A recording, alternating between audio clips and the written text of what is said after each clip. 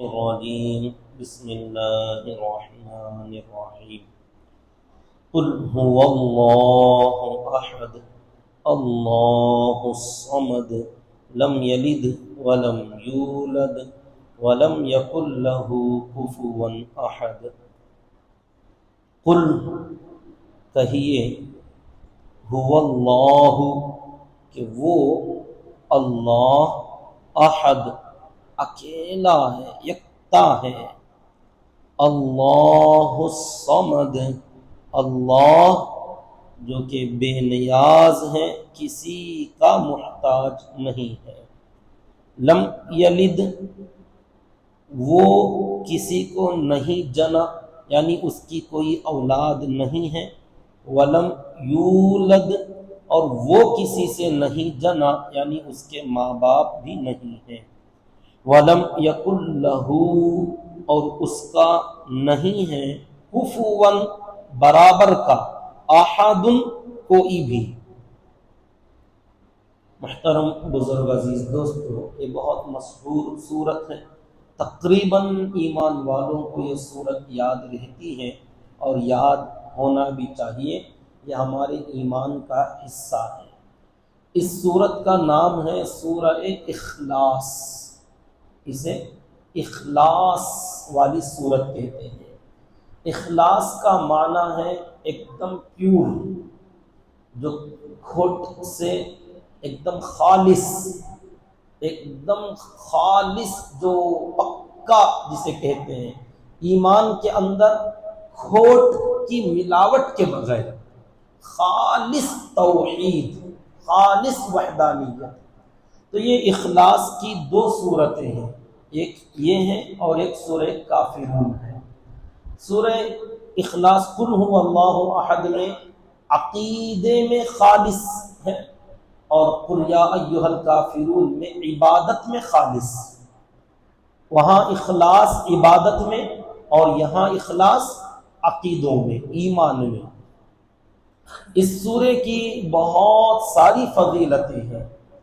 اللہ کے نبی صلی اللہ علیہ وسلم نے ایک مرتبہ صحابہ میں اعلان کروایا کہ صحابہ جمع ہو جاؤ، اور خوشخبری سنائی کہ میں تمہیں ایک تہائی قرآن سناؤں گا، ایک ثلث قرآن سناؤں گا۔ ثلث کہتے ہیں تہائی، تہائی مطلب کسی بھی چیز کے تین حصے، تین میں سے ایک حصے کو تہائی کہتے ہیں۔ تین حصوں میں کوئی چیز بانٹی جائے تو اس کے ایک حصے کو کہتے ہیں ثلث، ایک تہائی۔ اب دو تہائی بچ گئے، تو آپ نے فرمایا پورے قرآن میں سے ایک ثلث قرآن سناؤں گا۔ صحابہ شوقین کہ اللہ کے نبی کی زبان سے قرآن سنے، اس سے اچھی بات اور کیا ہوگی۔ تو صحابہ کرام کو جہاں جہاں تک بات پہنچی، سب مسجد میں حاضر ہو گئے۔ آپ حجرے شریف سے نکلے، منبر رسول پر تشریف لائے، اور اعوذ باللہ بسم اللہ پڑھ کر آپ نے سورہ اخلاص پڑھا اور اتر کر چلے گئے۔ صحابہ کرام سوچنے میں لگ گئے کہ شاید کوئی بات پیش آ گئی ہو، کوئی بات یاد آ گئی ہو، حضور ابھی آئیں گے، ابھی آئیں گے۔ تھوڑی دیر گزر گئی، اس کے بعد آپ تشریف لائے اور آپ نے پوچھا کیا ہوا، گئے نہیں ابھی تک؟ آپ نے کہا تھا کہ ایک تہائی قرآن سنائیں گے، آپ نے تو اتنا چھوٹا سورہ سنا دیا، ہم سننے کے لیے بیٹھے۔ آپ نے فرمایا تمہیں پتہ نہیں ہے یہ سورہ اخلاص ہی ایک تہائی قرآن کے برابر ہے۔ پورے قرآن کے تین حصوں میں سے 1/3 ثلث کہتے ہیں، 1/3 قرآن ہے یہ پورا، پورے قرآن کا ایک حصہ، باقی دو حصے اور دوسرے۔ کیا مطلب اس کا؟ کہ اس کا ثواب ایک ثلث قرآن کے برابر ہے؟ حالانکہ ایسا نہیں ہے۔ ثواب جو ہے نا، جتنی آیتیں بندہ پڑھے گا، جتنے الفاظ پڑھے گا، جتنا کوانٹٹی میں آپ مقدار میں پڑھتے جاؤ گے، اتنا ہی اس کا ثواب ملے گا۔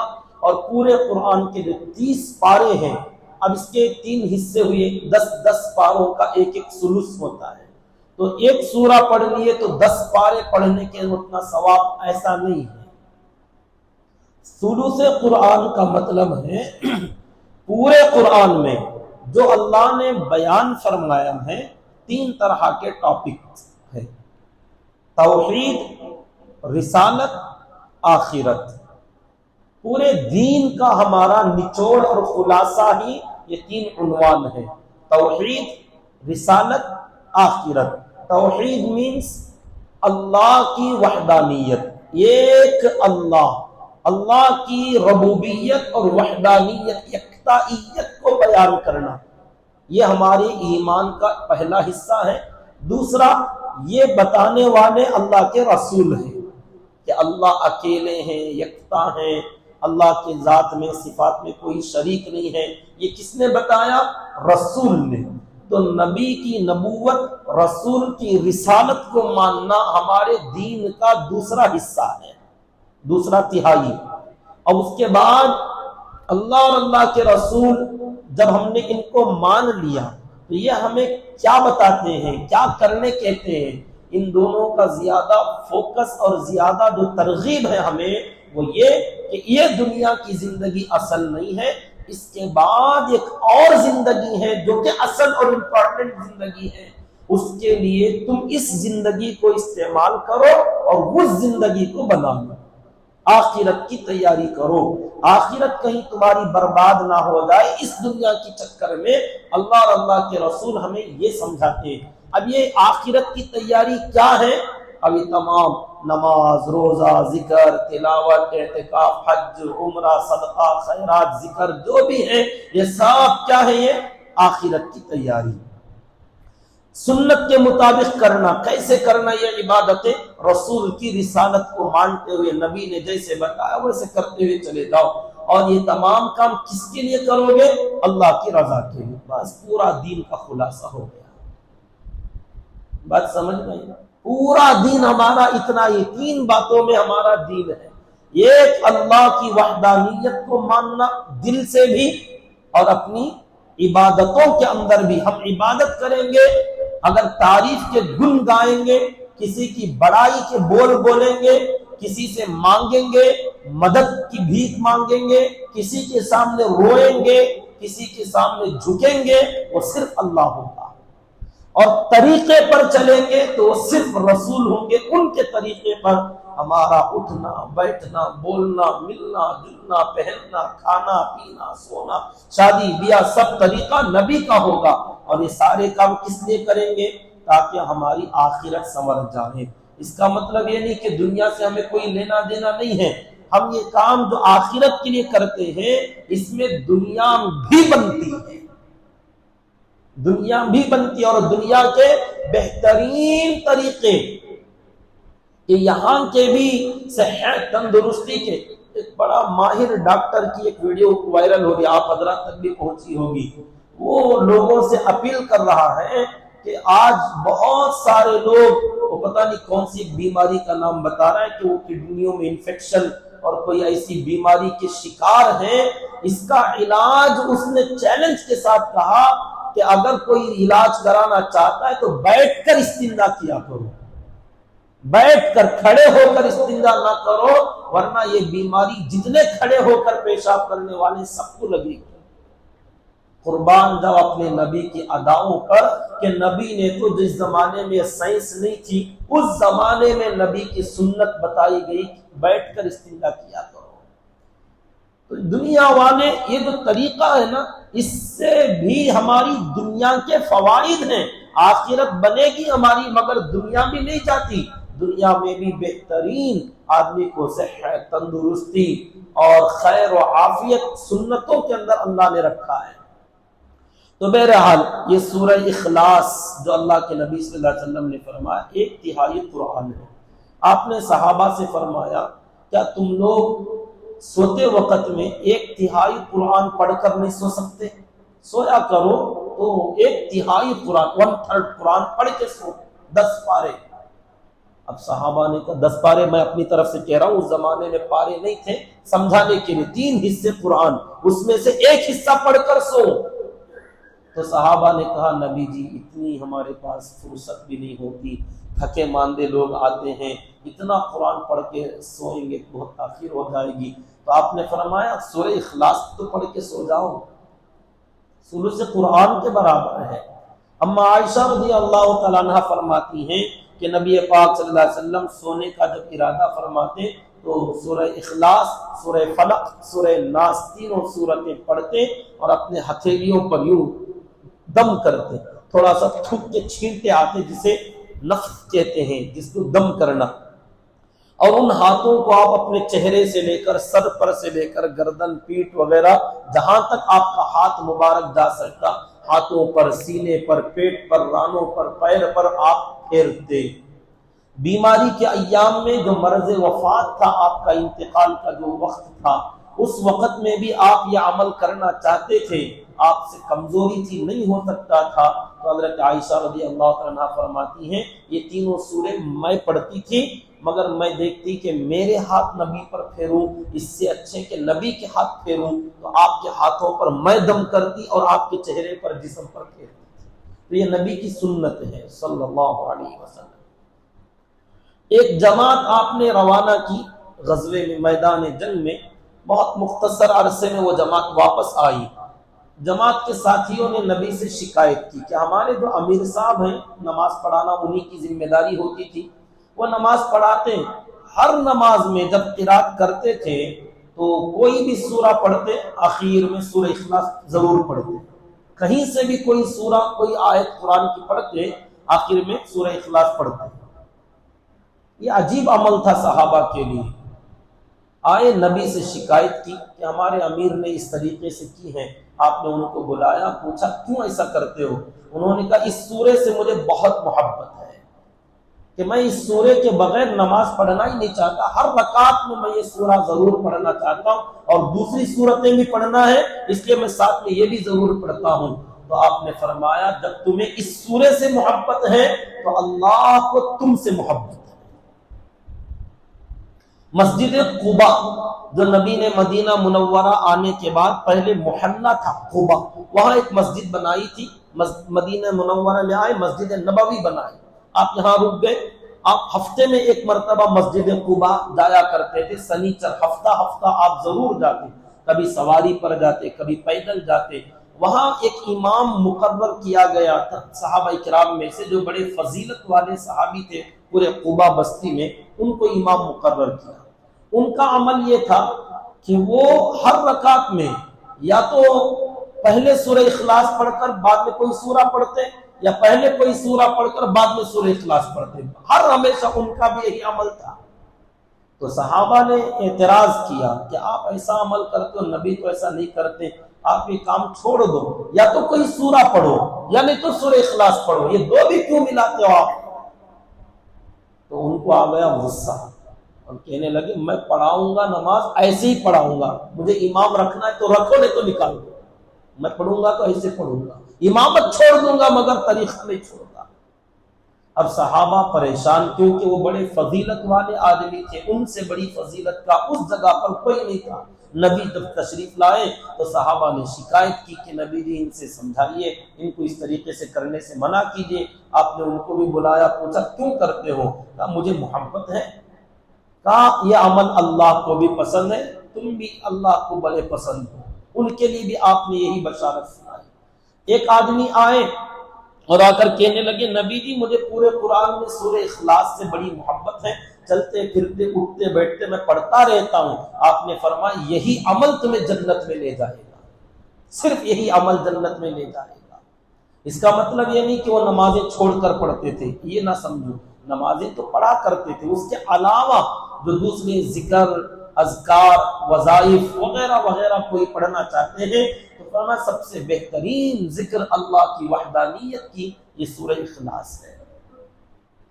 تو رات میں سوتے وقت ایک تو سورہ کافرون اور دوسرے سورہ اخلاص یہ پڑھ کر سویا کریں، یہ بڑی فضیلت والی، جیسے کہ میں نے بتایا اور بھی بہت ساری فضیلتیں آئی ہیں۔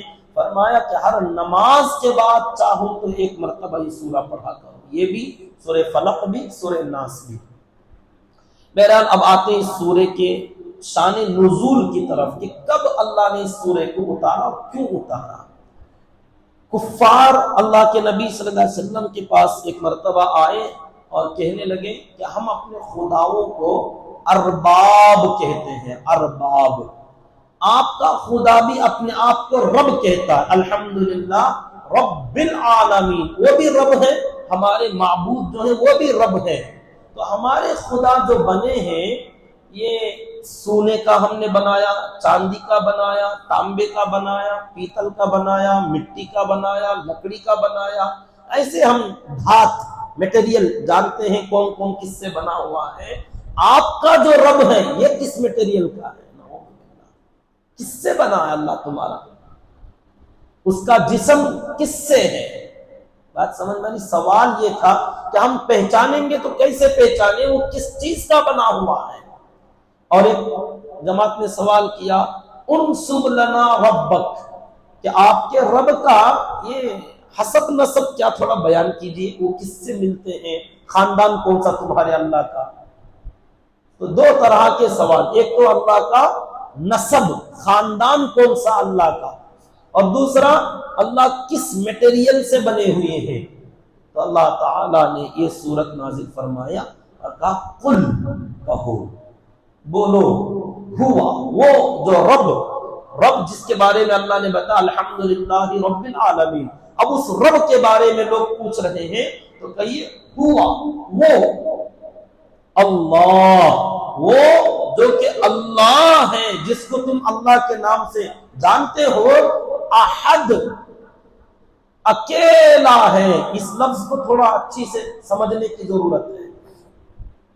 عربی میں ایک کو واحد کہتے ہیں، ایک واحد، اللہ واحد نہیں ہے، واحد ایک نہیں، کا احد۔ اب یہ احد اللہ کے علاوہ کسی کو نہیں بولا جا سکتا۔ واحد جو بھی ایک ہے، آپ سب کو نمبر شمار کرو گے، جہاں سے گنتی کرو گے وہاں ایک آپ سب کو بول سکتے ہو۔ واحد گننے لگو کتنے لوگ ہیں تو جو پہلا گنیں گے واحد ہوگا، واحد سب ہوگا۔ احد کوئی نہیں۔ اگر کوئی مسجد میں اکیلا بندہ بیٹھا ہو، کوئی جا کے باہر یہ نہیں کہہ سکتا کہ مسجد میں احد بندہ بیٹھا ہے، نہیں، واحد بندہ ہی ہو۔ بات سمجھ رہے ہیں؟ ایک ہی ہے، ایک ہی ہے۔ اگر آپ کہیں جاؤ مسجد میں کتنے لوگ بیٹھے دیکھ کر آؤ، دیکھ کر آیا تو ایک ہی بیٹھا، سنگل، تو آپ کہیں احد، ایک آدمی بیٹھا ہے، نہیں، واحد ہے، واحد۔ احد اگر بولیں گے صرف اللہ کو بولیں گے، صرف اللہ کو۔ کیوں؟ اس کا معنی کیا ہے؟ احد ایسی شخصیت، ایسی ذات کو بولتے ہیں کہ اس سے ملتی جلتی کوئی دوسری چیز نہ ہو، اس کے جیسا، اس کے مماثل، اس کا مثل، اس کی نظیر، اس کا وزیر، اس سے ملتا جلتا، اس کے مشابہ، لیسا کمثلہ شیء، اللہ نے فرمایا اس کے جیسی کوئی بھی چیز ہے ہی نہیں۔ اب جس بندے کو بھی آپ بولو گے مسجد میں اکیلا احد بیٹھا ہے، اس کے جیسے تو بہت سارے لوگ ہیں، یعنی احد ایسا، اس کے جیسا پوری کائنات میں ڈھونڈو تو بھی کوئی دوسرا نہیں ملنا۔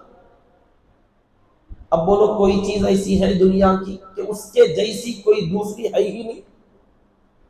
جو بھی انسان ہوگا اس کے جیسے کروڑوں انسان ہیں، تو احد کہاں سے ہوا؟ احد کہتے ہیں کہ اس کا مادہ جو بھی ہے، اس کا میٹیریل جو بھی ہے، وہ جیسی شخصیت ہے، وہ جیسا چہرہ ہے، وہ جیسی ذات ہے، اس کے جیسے صفات ہیں، وہ احد ہے، اس کے جیسا کوئی نہیں۔ اب یہاں لوگ تصور پر آئے کہ اللہ ہے کیسا، سوچنے لگ جائیں تو عارفین نے، اللہ والوں نے فرمایا اللہ کی ذات کے بارے میں نہ سوچا کرو، گمراہ ہو جاؤ گے۔ ذہن جو ہے نا، کوئی ایک تصویر بناتا ہے کہ ایسا ہوگا، ایسا ہوگا، شاید ایسا ہوگا، مت سوچو، ذات کے بارے میں نہ سوچو، صفات کے بارے میں سوچا کرو کہ اللہ کی صفات کیا ہے، کیونکہ جو ذات تصور میں آ نہیں سکتی، لا کیسے سکو گے تم؟ جو ذات تصور میں آ سکتی ہے اسے تم امیجن کر سکتے ہو، جو ذات تصور میں آ ہی نہیں سکتی اس کا تصور کرو گے کیسے؟ بڑی سمجھنے کی بات بتا رہا ہوں میں، بڑی پتے کی بات. اللہ تعالی ہمارے تصور سے بھی وراء الورا ہے. اسی لیے جس دن اللہ دکھائے گا نا اپنا دیدار انشاءاللہ کرائیں گے، ہم سب دیکھیں گے انشاءاللہ، تب سمجھ میں آئے گا او اللہ ایسے ہے، اللہ یہ ہے. اب اس اللہ کا چہرہ بھی ہے، آنکھ بھی ہے، کان بھی ہے، ہاتھ بھی ہیں، پیر بھی ہیں، مگر ایسے نہیں. جیسی بھی آنکھ آپ سوچو گے ویسی نہیں، جیسی بھی سوچو ویسی نہیں، جیسے بھی ہاتھ سوچو ویسا نہیں، سوچ ہی نہیں سکتے. کیونکہ یہ جو پوری کائنات ہے جسے ہم سوچ سکتے ہیں، یہ ساری کائنات اللہ کی کریشن ہے، اللہ نے بنایا، اللہ کی کاریگری ہے، اور اللہ تعالیٰ اس کے کریٹر ہیں، کاریگر، بنانے والے ہیں. تو بنانے والا جو ہے نا اپنی کریشن کے اندر نہیں آتا، اس کے باہر ہوتا ہے. وہ بات سمجھ لیں. اللہ تعالیٰ بنانے والے، جیسے کمپیوٹر بندے نے بنایا ہے، تو کیا کمپیوٹر کا بنانے والا کمپیوٹر کے اندر بیٹھا ہوا ہے؟ وہ تو باہر ہے. تو کمپیوٹر سے ملتا جلتا ہے وہ بنانے والا. جتنی چیزیں دنیا میں لوگوں نے بنائی ہیں، بنانے والا اس جیسی چیز کے مشابہ ہے کہ فین بنانے والا بھی فین کے جیسا رہا ہوگا، ویسا ہوتا ہے. چیئر بنانے والا چیئر کے جیسا رہا ہوگا، گھر بنانے والا گھر کے جیسا رہا ہوگا. بات سمجھ میں آ رہی نا؟ پوری ریل گاڑی بنانے والا کیا ریل کی طرح تھا؟ وہ پلین بنانے والا پلین کی طرح ہے؟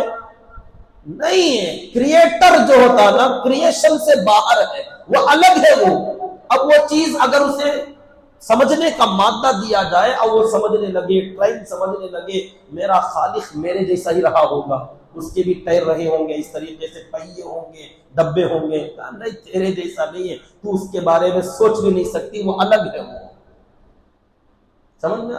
تو اللہ تعالیٰ نے پوری یہ جو گیلیکسیاں بنائی ہیں، دنیا بنائی، چاند ستارے بنائے ہیں، اس میں جتنی کائنات اور مخلوق بنائی ہیں، یہ سارے کے سارے اس کریٹر کا کریشن ہے، اور وہ اس سے باہر ہے، اس کے جیسا نہیں ہے. وہ ان سب سے الگ ہے. تو اس کو کہتے ہیں احد. اس کے جیسی کوئی چیز نہیں، اس کے جیسی کوئی چیز نہیں. تو جب کوئی چیز ہے ہی نہیں، اور بندہ سوچ کیا سکتا ہے؟ جو اس کو دیکھا ہوا ہے، سمجھا ہوا ہے، بندہ اسی کے اندر سوچتا ہے. سوچنے کی بھی ہماری کیا ہے؟ ایک لمٹ ہے. ہم کتنا سوچ سکتے ہیں؟ جتنا ہم نے دیکھا ہے، پڑھا ہے، سمجھا ہے، جو چیزیں ہماری ذہن میں ہیں، بندہ بس اسی کے اندر سوچتا ہے. جو چیزیں ہماری علم سے باہر ہیں اس کا سوچ بھی نہیں سکتے ہم. تو احد سمجھ میں آیا؟ احد یکتا، اس کا ترجمہ یکتا، اس کے جیسا کوئی نہیں.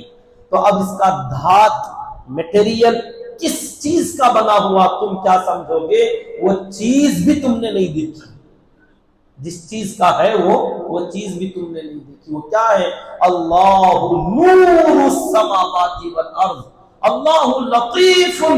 اللہ جو ہے بہت لطیف ہے اور نور ہے. نور، اب وہ نور کے ہاتھ، پیر، آنکھ، اب یہ کیسے ہوں گے، کیا ہوں گے؟ بڑی عجیب بات. اور ایک چیز ملی تفسیر کے اندر کہ اللہ کا پیٹ نہیں ہے.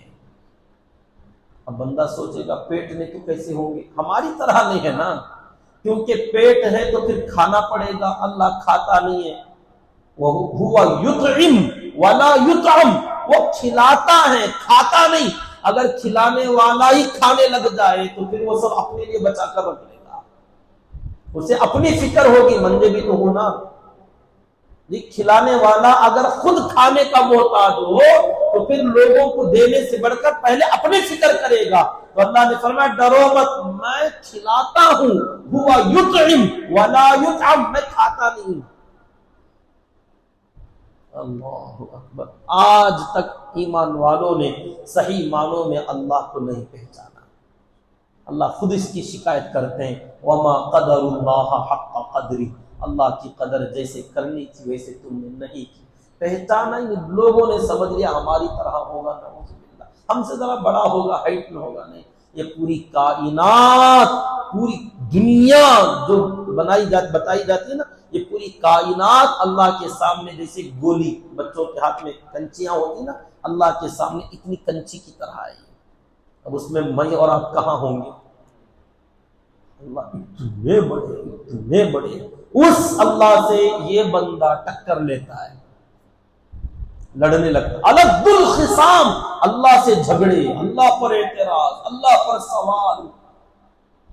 تم چپدی کا شوربہ، کیا اوقات ہماری اور تمہاری، کیا حیثیت کے ہیں ہم، ایک گندے کیڑے سے بنے ہوئے مخلوق، جرثومہ ہم لوگ، اور اس اللہ کے بارے میں ایسی باتیں اور ایسے بڑے بڑے بول اللہ کے خلاف۔ میرے حال احد سمجھنے کی ضرورت ہے، اللہ احد، اللہ ایکتا ہے، اس کے جیسا کوئی نہیں۔ اب اس کا اللہ نے آگے اس نسب کیا ہے وہ بیان فرمایا، آگے اللہ کا نسب لوگوں نے پوچھا تھا، ہمارا نسب جاننا چاہتے ہو؟ آگے سنو، اللہ نے 5 صفات اپنی بیان فرمائی۔ ہم نے آج صرف احد کے بارے میں بولا، کل صمد کے بارے میں بولیں گے انشاءاللہ۔ صمد، لم یلد ولم یولد ولم یکن لہ کفوا احد۔ تو اللہ نے 5 چیزیں اپنے بارے میں فرمائی، اللہ احد، اللہ صمد، اللہ لم یلد، اللہ لم یولد، اللہ کفو، لم یکن کفو، اس کے جیسا کوئی نہیں، کفو برابر کا۔ انشاءاللہ اگر زندگی باقی رہی کل عرض کر لیں گے۔ اللہ تعالیٰ سے دعا کرے کہ اللہ رب العزت ہم تمام کو اللہ کی معرفت نصیب فرمائے، صحیح معنوں میں اللہ کا ڈر، اللہ کی محبت ہمیں عطا فرمائے، آمین۔ سبحان اللہ و بحمدہ، سبحانک اللہم و بحمدک، ونشہد ان لا الہ الا انت ونستغفرک ونتوب الیک۔